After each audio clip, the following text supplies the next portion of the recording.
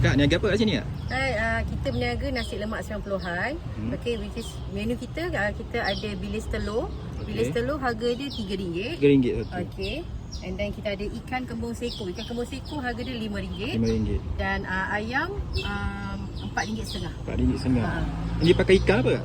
Ikan kembung. Ikan kembung lah. Kat mana ni kak? Ni kita dekat berhadapan dengan Season Garden Residence. So kalau way Season Garden tengok tampar restoran betul-betul berhadapan seberang jalan. Waktu operasi?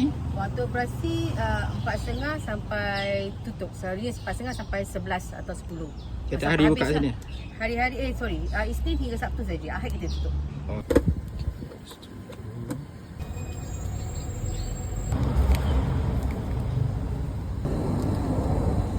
Nanti apa keluar TikTok ke apa? Ha.